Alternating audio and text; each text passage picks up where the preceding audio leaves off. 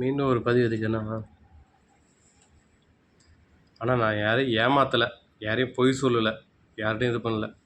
சில பேர் என் பர்சனல் விஷயம் சொல்லியிருக்கேன், போயிருக்கேன், அவ்வளோதான் வச்சுக்க. ஆனால் நல்லா உழைக்கிறேன், நல்லா சாப்பிட்ணும், நல்லா இருக்கணும். ஆனால் செத்தால் நிம்மதியாக செத்துருவேன்.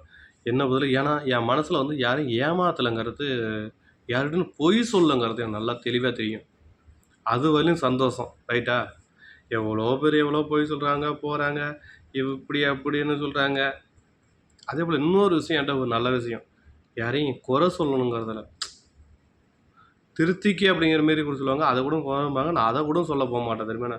ஒரு பொருள், இப்போ இந்த பொருள் இருக்குன்னா, இந்த பொருள் வாங்கிட்டு வந்து ஒரு ஆள் வந்து என்கிட்ட வந்து ஒரு பொருள் வந்து கேட்டாங்கன்னு வச்சுக்க, இந்த பொருள் எப்படி நல்லா இருக்கான்னு கேட்டால், ஒரு ஆள் இந்த பிராண்டை பார்த்துட்டு இது இப்படி இருக்குது அப்படி இருக்குன்னு எல்லாம் சொல்லுவாங்க. நான் என்ன சொல்லுவேன் தெரியுமா? உங்களுக்கு தெரியாதலாம் இல்லை, உங்களுக்கு இந்த வயசு ஆகுதுல, உங்களுக்கு தெரியாதுல்ல, உங்களுக்கு ஓகேனா ஓகேங்க, சூப்பராக இருக்குது அப்படின்னு சொல்லுவோம். ஏன்னா என்ன பதில் என்னென்னா, அவங்க மனசு, அவங்க காசு கொடுத்து வாங்கியிருக்கேன், அவங்க மனசு எதுவும் கஷ்டப்படக்கூடாது, போகக்கூடாது அப்படிங்கிறதுக்காக நான் அதில் தீர்க்கமாக இருப்பேன். அது யாராக இருந்தாலும் சரிங்கள, அது நிறைய பேருக்கு புரியும். நான் யாராங்கிறத சொல்கிறது நிறைய பேருக்கு தீர்க்கமாக தெரியும்.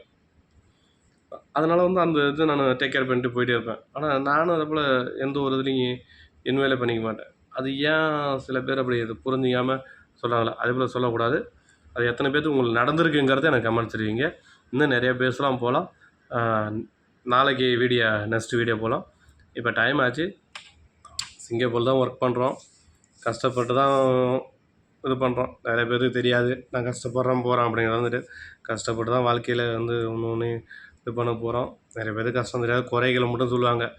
இன்னும் இறந்தும் இல்லை, 1000 பேர் 1000 குறைகள் சொல்லுவாங்க. அது தேவையில்லை.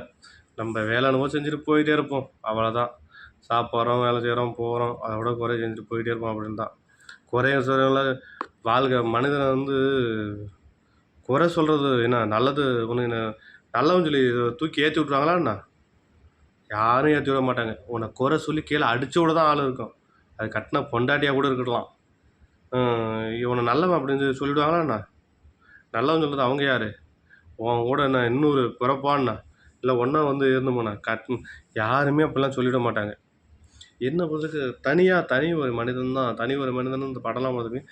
தனி ஒரு மனிதன் தனியாக இருந்து அவங்க திகிரிவாக இருந்து வாழ்ந்து காட்டணும். அதுதான்ட்டு யாரையும் நம்பாதீங்க. வாழ்க்கையில் வந்து முதல்ல நான் சொல்ல, வாழ்க்கையில் யாரையுமே நம்பாதீங்க. நம்புறது வந்து முட்டாள்தனம்.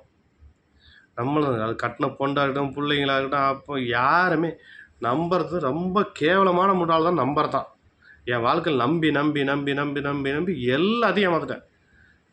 என்ன ஏமாறலையோ எல்லாத்தையும் ஏமாந்துட்டேன். எதை ஏமாறலன்னு கேளுங்க, அதுதான் இல்லை, அவ்வளோ ஏமாந்துருக்கேன் என் வாழ்க்கையில். கொஞ்சம் கொஞ்சம்ட்டு ஏன் போன வாரம் கூட ஏமாந்துட்டேன் தெரியுமாண்ணே. ஏமாந்த முடிச்சு பார்த்தா அவங்க சூழ்நிலையே தெரியுது. அதனால் வந்து அதுக்கு தனிமே தெளிவாக இருந்துங்க. இப்போ நான் எனக்கு வயசு ஒரு வயசு இல்லை, 40 வயசு ஆகுது. 18 வயசு 18 வயசு சிங்கப்பூர் வந்துருக்கு. அப்போனா வந்து எவ்வளோ ஏமாந்துருக்கும் வாழ்க்கையை பாருங்கள், சாமி. ஆனால் 7 வயசில் வேலைக்கு போயிருக்கேன், 6-7 வயசில் இன்ன வேலையும் ஓடிட்டுருக்கேன். ஆனால் இவ்வளோ சொல்லியிருக்கேன். ஆனால் இப்படி வந்து என்னை ஏமாற்றணும்னு தான் அவங்களுக்கு தோணியிருக்கு.